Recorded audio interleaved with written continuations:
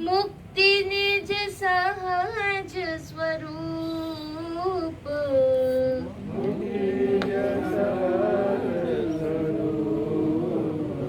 मोहे सुन सुनावे हासी। मोहे सुन सुनावे हासी। घर की वस्तु नजर नहीं आवे। घर की वस्तु नजर नहीं आवे। घर की वस्तु नजर नहीं आवे। घर की वस्तु नजर नहीं आवे। बाहर खोजन वे हासी। कहत कबीर सुनो मेरे प्यारो। कहत कबीर सुनो मेरे प्यारो। कहत कबीर सुनो मेरे प्यारो। कहत कबीर सुनो मेरे प्यारो। सहज मिला है अविनाशी। सहज मिला है अविनाशी। सहज मिला है अविनाशी। सहज मिला है अविनाशी। मोहे सुन सुनावे हासी। हो मोहे सुन सुनावे हासी। पानी में मीन है प्यासी। पानी में मीन है प्यासी। पानी में मीन है प्यासी। पानी में मीन है प्यासी। मोहे सुन सुनावे हासी। हो मोहे सुन सुनावे हासी। हो मोहे सुन सुनावे हासी। श्रोताओं के रूप में विराजित सभी दिव्य पुण्यात्माओं के चरणों में मेरा प्रणाम।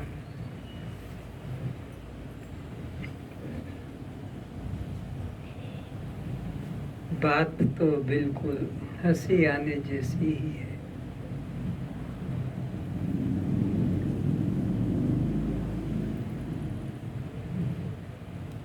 कोई चीज दूर होती है तो उसे पाने के लिए साधन करना पड़ता है, यात्रा करना पड़ती है, प्रतीक्षा करना पड़ती है। ऋतुएं अलग अलग हैं, उनमें उनके पुष्प खिलते हैं, उन ऋतुओं में उनके फल निकलते हैं।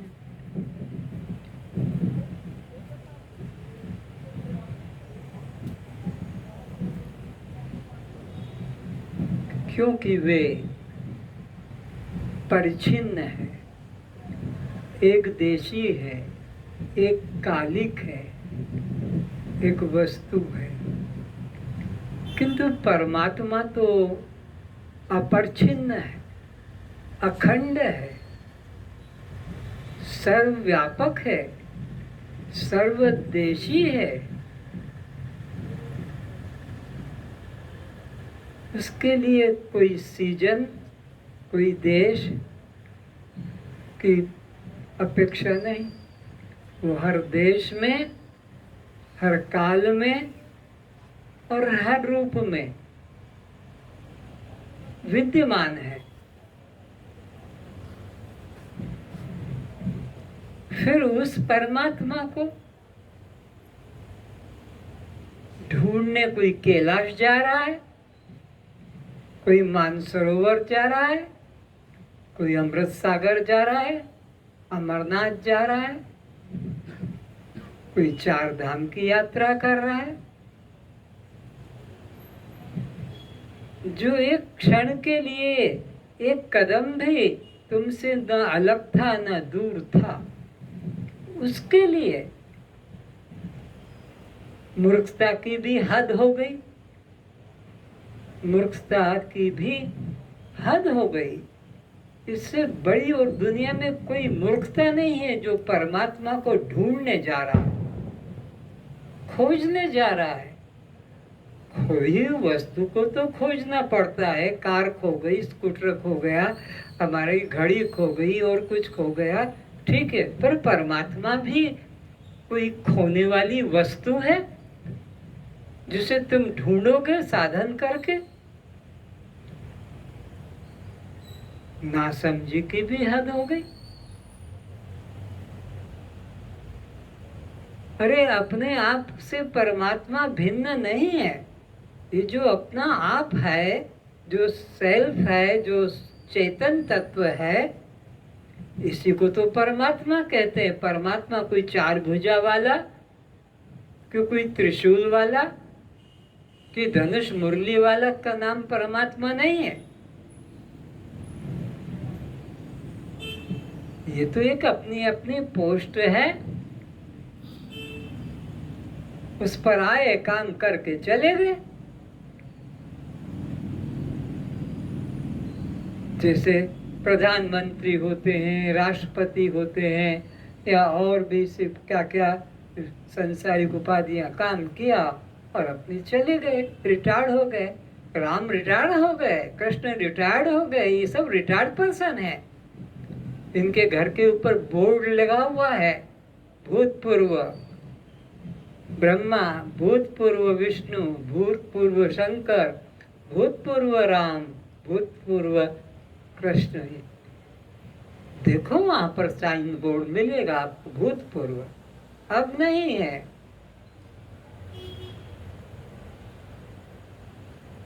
तो किसी ने, अनुभवी संत ने ये कहा है कि पानी के बीच में मछली,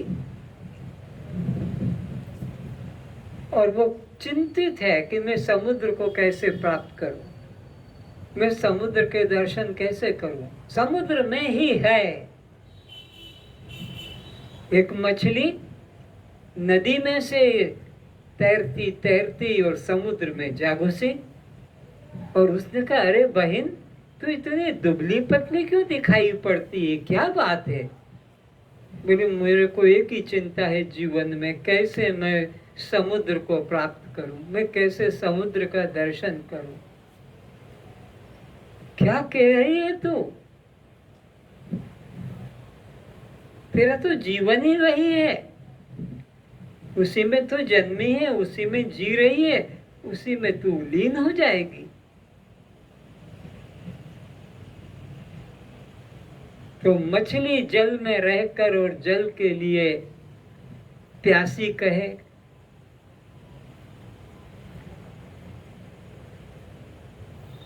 ये तो ना समझी की बात है।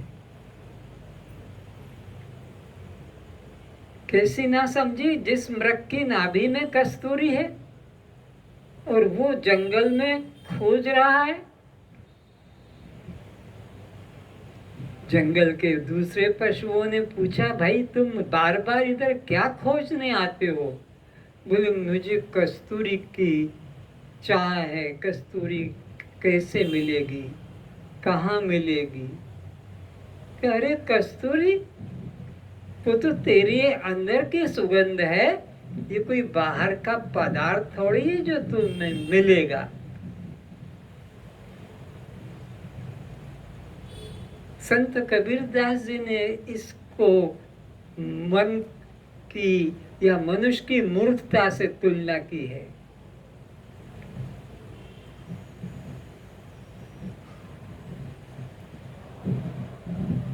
कस्तूरी कुंडल बसे, मृग ढूंढे बनमाई। जंगलों में इधर उधर यहाँ वहां और पशु पूछते बात क्या है तो बार बार इधर आके सूंघ सूंघ कर चला जाता है। क्या? अरे मैं कस्तूरी की गंध को ढूंढना चाहता हूँ, ये कहाँ से सुगंध आ रही? बोले वो तो तेरे नाभि में है। कितना दूर निकल गया खोजने के लिए, और वो साथ साथ ही उसके।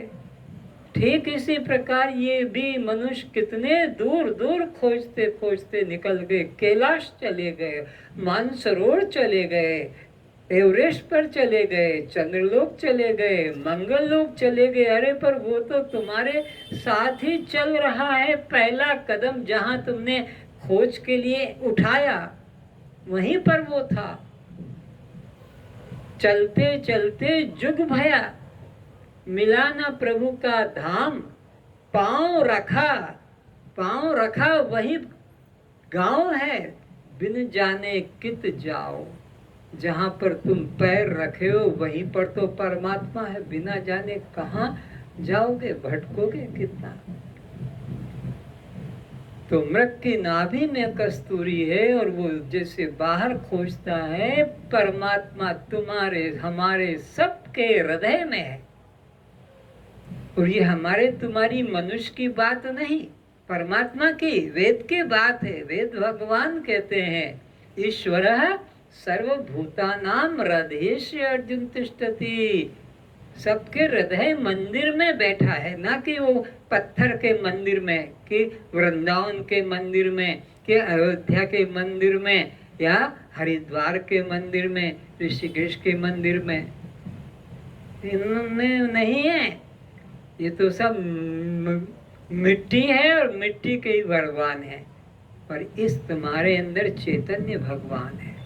तो कस्तूरी कुंडल बसे, मृग ढूंढे बनमाय, ऐसे प्रभु घट घट बसे, मूरख खोज न जाए। तो यह हंसी की बात है ज्ञानी लोगों के लिए, और मूर्खता जिनकी है वो तो चिंतित है कब कहाँ मिलेगा। तो यह परमात्मा कोई अप्राप्त तत्व नहीं है। परमात्मा नित्य हमारा स्वरूप है। जैसे हाथ की अंगूठी, कलाई की चूड़ी स्वर्ण की है, तो स्वर्ण चूड़ी को प्राप्त है ऐसा कहना भी अटपटा लगता है। अंगूठी को सोना प्राप्त है। सीधी बैठो। बालों को क्यों पकड़ रही हूँ बार बार? कोई बीमारी है इसे बालों करने की? फिर क्यों बालों को पकड़ रही हूँ बार बार? तो चेन को स्वर्ण प्राप्त है, तो प्राप्त में दो चीजें हो जाती है, एक वस्तु और एक व्यक्ति। जैसे ये मुझे अमेरिका से कोई प्रेमी आए थे, उन्होंने ये माइक दिया, मुझे प्राप्त हो गया, पहले नहीं था। इसको कहते प्राप्त होना। या मेरे को रुमाल नहीं है और आपने दे दिया, तो इसको कहते प्राप्त होना। प्राप्त होना। मेरे पास पुस्तक नहीं है। कौन सी पुस्तक है? अष्टावक्र गीता आपने दया करके और मुझे दे दिया, इसको कहते प्राप्त होना। रोटी नहीं है, आपने मुझे दे दिया। कपड़ा नहीं, मुझे दे दिया, तो इसको कहते प्राप्त होना। वो भिन्न पदार्थ तुमको कोई दे देता है, पर परमात्मा भी कोई प्राप्त करने की चीज है कि कोई गुरु ने तुमको प्राप्त करा दिया? कोई दुनिया में गुरु नहीं जो परमात्मा की प्राप्ति कराएगा। दुनिया में कोई गुरु नहीं जो आपकी मुक्ति कराएगा। गुरु दुनिया में कोई ऐसा गुरु नहीं कि साधन नहीं जो आपको आनंद दिलाएगा, क्योंकि आनंद, मुक्ति और परमात्मा ये भिन्न तत्व अलग नहीं है जो तुमको कोई दया करके दे दे और तुम उसको धन्यवाद करो और पैर छू लो। तुम्हारी नासमझी को मिटाने के लिए गुरु है, न कि अप्राप्त की प्राप्ति कराने के लिए। अप्राप्त की प्राप्ति तो संसारी लोग कराते हैं। संतान नहीं है, शादी कर लो। मकान नहीं है तो किसी से अपना उधार ले लो या खरीद लो। कपड़ा नहीं है, खरीद लो। ये सब प्राप्त करने की चीज है, परिच्छिन्न पदार्थ, अनात्म पदार्थ। पर परमात्मा भी कोई प्राप्त करने की क्या पागलपन है? परमात्मा कोई भिन्न वस्तु है? कभी ऐसा विचार मत करना। विचार करोगे तो इससे बड़ा पाप दुनिया में आज तक कुछ नहीं हुआ। गो हत्या इतना बड़ा पाप नहीं, गुरु की हत्या भी इतना बड़ा पाप नहीं, पिता माता की हत्या भी पाप नहीं, जितना कि परमात्मा को अप्राप्त मानना, अपने को देह मानना, ये सबसे बड़ा पाप, सबसे बड़ा दुनिया में कोई पाप है। कहते हैं कि एक नहीं, हजारों गायों को काट देने का भी उतना पाप नहीं लगता जितना कि देह को मैं मानने का पाप लगता है। वेद कहता है देहात्म बुद्धिजम पापम न तत्कोटि गोवध भी। कोटि गायों की हत्या भी का भी उतना बड़ा पाप नहीं जितना कि अपने को एक ये शरीर मान लिया कि मैं महंती हूँ, कि मैं भुवन हूँ, कि मैं उमा हूँ, कि मैं रमा हूँ, कि मैं आरती की भारती हूँ। ये एक बार अगर मन में आ गया ये अहंकार, तो कोटि गायों की हत्या कर देने से उतना जुर्म, उतना बड़ा पाप नहीं जितना एक बार इस मांस को, मलमूत्र के थैले को मैं मानने का, इतना बड़ा पाप। तो कैसे छूटेंगे? कोई वेद में, उपनिषदों में इसके छूटने का साधन भी नहीं बताया। जैसे आयुर्वेद के ग्रंथों में रोग है तो उसका साधन बताया, ये औषध है, ये चीज से तुम्हारा रोग कटेगा। पर इस देह को मैं मानने वाले का जो पाप है कोई नहीं, केवल एक ही है, सद्गुरु की कृपा। वही तुम्हें इस पाप से मुक्ति दिला सकता है। और कैसे दिलाएगा? तुम्हारी मन की दिशा को पलट देगा। यू टर्न, ऐसे यू टर्न, उधर, वो उधर जा रहे थे इधर हो जाओ, अनात्मा की तरफ थे अब आत्मा का चिंतन करो। बस अविचार कृतो बंधो विचारेण मोक्षो भवति। अविचार से, अज्ञान से तुम उधर भटक रहे थे और विचार से इधर आ जाओ। ये घर की तरफ है और ये बाहर की तरफ है। तुम परमात्मा को बाहर ढूंढ रहे हो, परमात्मा तो घर में बैठा है। कस्तूरी कुंडल बसे मृग ढूंढे बनमाए, ऐसे प्रभु घट घट बसे और मूर्ख खोजन जाए। तो ये बात संतों ने अनुभव करके कही है कि जैसे मृग कस्तूरी होते हुए भी बाहर खोजता है, इसी तरह ये हृदय में रहते हुए परमात्मा को ये अज्ञानी पुरुष बाहर के जड़ मंदिर मूर्तियों में, तीर्थों में खोजता है। तो ये मूर्ता कब मिलेगी? गुरु बिन भव निध तरई न कोई। बिना सदगुरु के शरण में गए कोई इस अज्ञानता से, मूर्ता से मुक्त नहीं करेगा। गुरु चेला बनाने के लिए नहीं है, गुरु कान में मंत्र फूंक देने के लिए नहीं है, गुरु अपना आश्रम बनाकर अहंकार करने के लिए फौज खड़ी, शिष्यों की फौज खड़ी करके भर्ती करने के लिए नहीं है। गुरु तो तुम्हारे मन में हुई भ्रांति को दूर करने के लिए है। ये जो अनित्य में तुमने नित्य बुद्धि कर ली है, ये जो दुख में सुख बुद्धि कर ली है, ये जो अपवित्र है इसमें पवित्र बुद्धि कर ली है, इसको मिटाने के लिए गुरु कहता है कि ये असत जड़ दुख रूप है, तू सत चित और आनंद रूप है। बस ये निश्चय कराने के लिए गुरु है, न कि चेला बनाने के लिए, धन अर्जन करने के लिए, कि आश्रम का निर्माण करने के लिए। तो गुरु मुक्ति नहीं दिलाता, गुरु आपको अमृत नहीं दिलाता, परमात्मा नहीं दिलाता, क्यों? वो तुम्हारा स्वरूप है। अग्नि को कौन गर्म करेगा? बर्फ को कौन शीतल करेगा? चीनी को कौन मधुर बनाएगा? नीम को कड़वा कौन करेगा? मिर्च को तीक्ष्ण कौन करेगा? इसी प्रकार जीव को मुक्त कौन करेगा? उत्तर क्या निकला? मिश्री तो स्वभाव से मधुर है, बर्फ तो स्वभाव से ही शीतल है, नीम तो स्वभाव से ही कड़वा है, तो जीव तो स्वभाव से ही मुक्त है। हो गया, काम खत्म। बस इतनी सी बात है, एक चुटकी बजाओ, ऐसे करो और मुक्ति चुटकी बजाते। तभी कहा है, जो बतावे साधना साधक कहिए सोय। इतनी माला करना, इतना पूजा करना, इतना तीर्थ करना, इतना प्राणायाम करना, इतना चक्र भेदन करना, ऐसा जो बताता है तो क्या बोलते हैं उसको? जो बतावे साधना, फिर उसको पकड़ा। साधक, जो बतावे साधना साधक कहिए सोय, तुरंत मिलावे ब्रह्म से सच्चा सतगुरु सोय। ऐसे चुटकी बजाते मिला दे, तत्वमसी, बस एक ही वाक्य तो बोलना, तत्वमसी, चुटकी बजाते। जो बतावे साधना, ये करना वो करना बड़ा मुश्किल है, वो साधारण बात नहीं है, रोंगटे खड़े हो जाएंगे इससे जो डराता है उसका कोई बहुत बड़ा पाप है।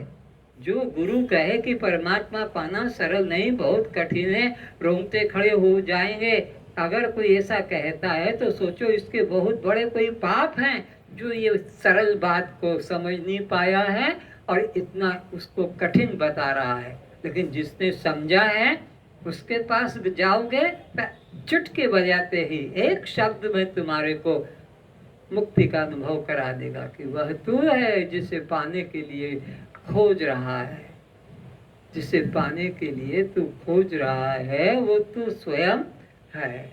सच्चे सद्गुरु बस आपके स्वरूप का बोध कराने के लिए है, लेकिन आपको मुक्ति दिलाने के लिए नहीं। बंधन का भ्रम छुड़ाते हैं, आनंद दिलाने के लिए नहीं, दुख का भ्रम छुड़ाने के लिए, ब्रह्म मिलाने के लिए नहीं, और ब्रह्मता का भ्रम मिटाने के लिए। भ्रम मिटाने के लिए है, जा गुरु से भय ना मिटे, जा गुरु से भ्रम ना मिटे। और जीव जो है भ्रांति से मुक्त नहीं हो रहा है, सो गुरु झूठा जानिए, तजत न कीजिए देर, उसको छोड़ने में देर मत करना। जा गुरु से भय न मिटे, भ्रांति जीव न जाए, सो गुरु झूठा जानिए, उसको छोड़ने में देर मत करना। और गुरु मिला कैसे जानेंगे? गुरु मिला तब जानिए, मिटे मोह तन ताप, अपना मोह टूट जाए, देह में मैं जाति पद प्रतिष्ठा का, धन मान मर्यादा का। गुरु मिला तब जानिए, मिटे मोह तन ताप। और ये जो तन के ताप हैं, रोग अपने जन्म मरण के, मिट जाए। हर्ष शोक व्यापे नहीं, न हर्ष मिलने में, न जाने में शोक, न उत्पन्न होने में खुशी, न मरने में दुख, न धन मिलने से पद मिलने से खुशी, धन पद जाने से दुख। हर्ष शोक व्यापे नहीं, तब गुरु पूरे आप, तब फिर आप ही गुरु हो गए, आपको और किसी गुरु की जरूरत नहीं। अब फार्मूले दे दिए हमारे महापुरुषों ने निकाल कर, उन फार्मूलों को कोई गलत नहीं कर सकता, उन सूत्रों को। ये सीधी बात है। अगर हमारे रोग नहीं कटा तो वो डॉक्टर नहीं है, वो डॉक्टर दो कौड़ी का है, भले वो लंदन रिटर्न हो, कितनी अपना गोल्ड मेडलिस्ट भी क्यों ना हो। हमारा रोग कोई छूकर ठीक कर दे, हमारे लिए वही डॉक्टर है। हमें कोई जरूरत नहीं पूछने की तुमने कहाँ डिग्री ली थी, कब से ट्रेनिंग, हमारा रोग कट गया। तो गुरु वही जो हमारे को भाव रोग से, जन्म मरण के भय से मुक्ति दिला सके। अष्टावक्र जी उन्हीं सच्चे ऋषियों में है जो हम तुम सभी को राजा जनक के माध्यम से प्रतिदिन उपदेश कर रहे हैं कि हे राजन, तू स्वयं दृष्टा साक्षी आत्मा है, तू जन्मने मरने वाला शरीर नहीं है, तू कर्ता भोक्ता जीव नहीं है, तू 84 में भटकने वाला जीव नहीं है, तू तो असंग साक्षी आत्मा है। और ये जगत तो सपने की तरह झूठा है, इसके अंदर तू श्रद्धा मत कर, ये तो नाम मात्र का है। कैसे? जैसे जल में लहर, इसकी कोई सत्ता है? लहर की कोई सत्ता नहीं है, सत्ता तो जल की है। तो लहरें उठ रही है, बैठ रही, हवा का प्रेशर है। तो ऐसे ही यह अज्ञानता से ये तुम्हें नाम रूप की लहरें दिख रही है। नाम रूप सब 84 लाख योनियां वेव्स की तरह है, तरंगों की तरह। लेकिन एक सत्य में जैसे जल है, ऐसे यहाँ एक सत्य में परमात्मा है, उससे भिन्न कुछ भी नहीं। अष्टावक्र जी आगे बोले। द्वादश प्रकरण। जनक उवाच। अपने आत्म स्वभाव को उपलब्ध हो जाना ही परम स्थिति है। पैर मत हिलाओ, बार बार अंगूठे पैर को सीधे रखो, चुपचाप। हाँ। अपने आत्म स्वभाव को उपलब्ध हो जाना ही परम स्थिति है।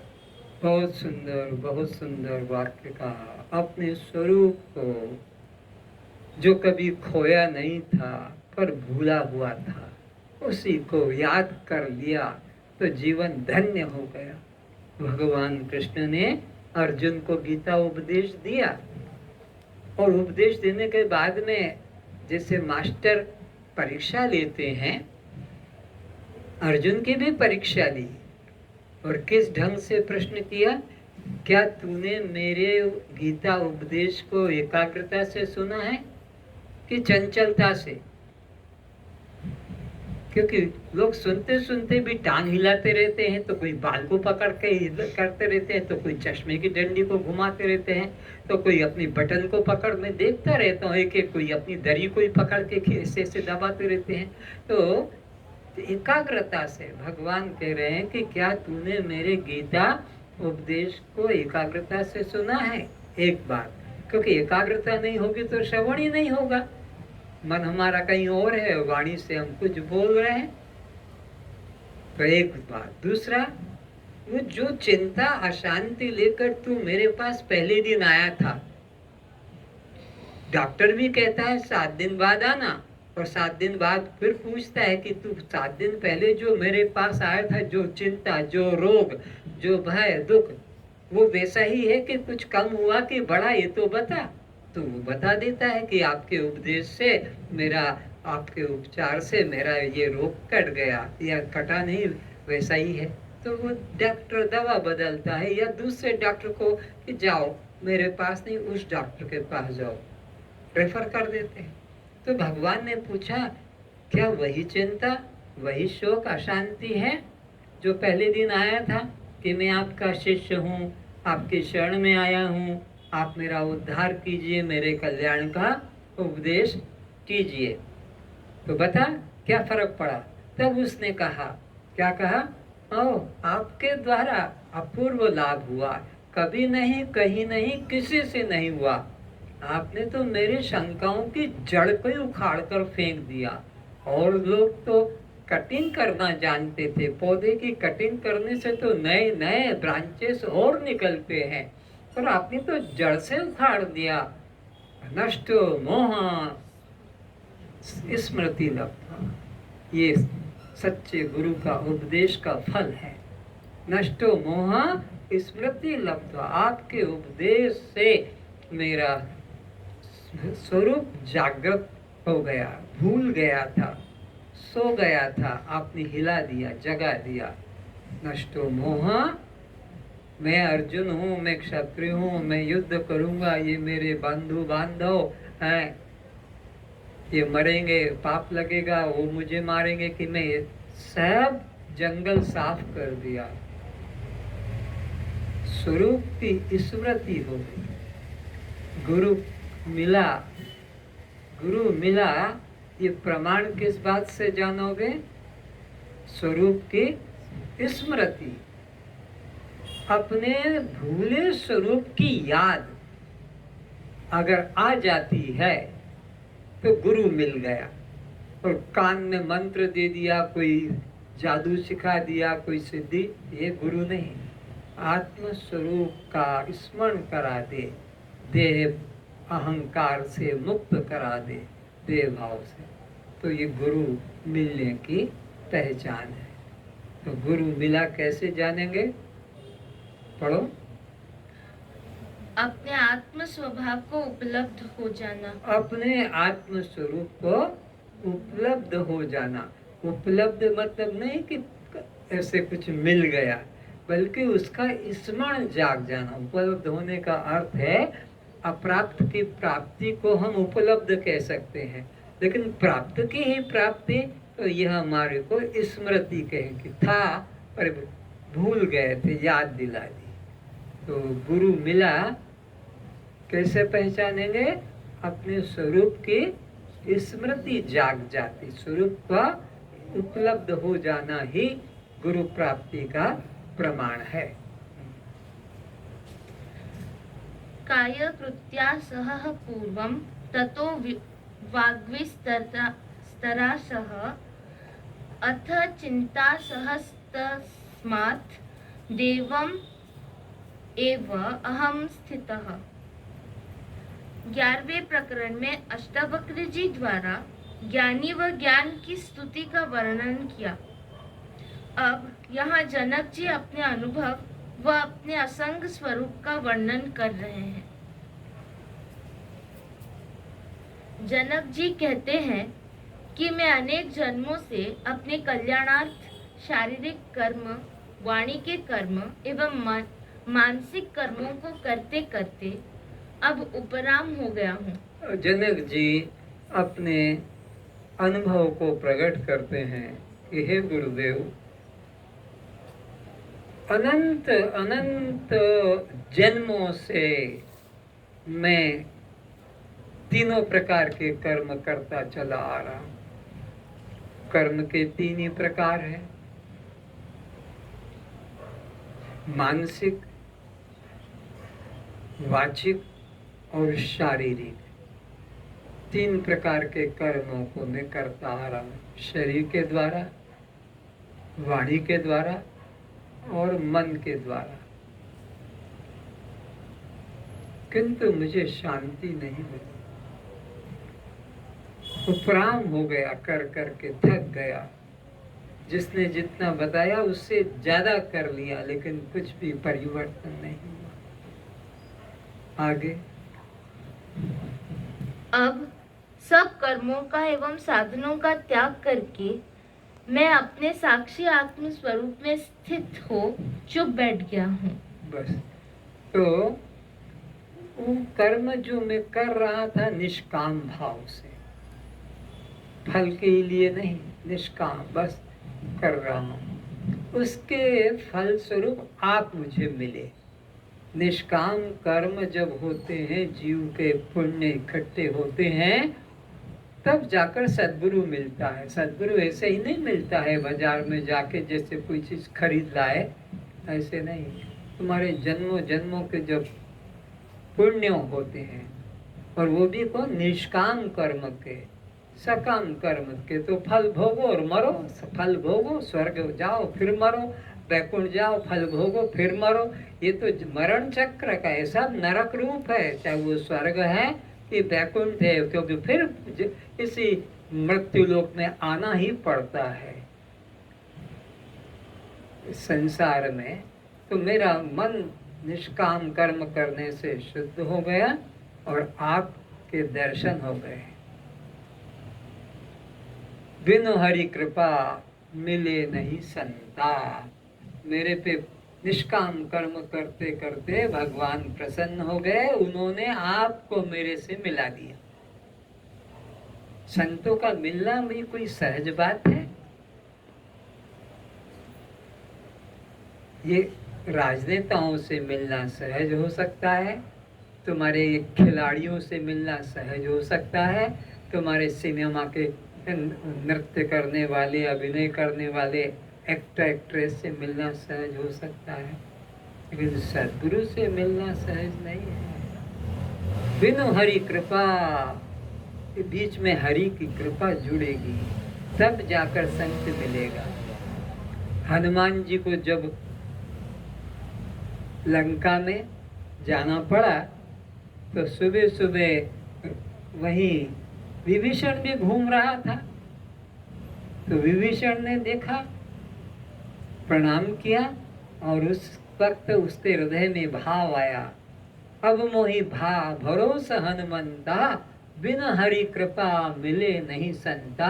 ये असुर नगरी में और संत का दर्शन, ये तो आश्चर्य बात है। जरूर मेरे पर राम की कृपा है, जरूर मेरे पर प्रभु की कृपा है, जिसके फल से आपके दर्शन हो रहे हैं इस असुर नगरी में। नहीं तो संतों का दर्शन इतना सरल बात, सहज बात नहीं है। घर बैठे गंगा बह रही है, ये सहज बात नहीं है। ये हरि की कृपा, हमारे जन्मों जन्मों के निष्काम कर्म इसके पीछे खड़े हैं, उस वजह से ये सुयोग प्राप्त हुआ है। तो अब मैं सब कर्म से उपराम हो गया और अपने जो आपने जो मुझे आत्मा का साक्षात्कार करा दिया, तो अब मैं दृष्टा साक्षी आत्मा हूँ। इस भाव में बस चुप होकर बैठ गया हूँ। अब करना बात ही भूल गया, वो जो कर रहा था जन्मों जन्मों से, दैहिक दैविक भौतिक तीनों प्रकार के कर्म, शारीरिक मानसिक और मेरे वाणी, सब कर्म शांत हो गए।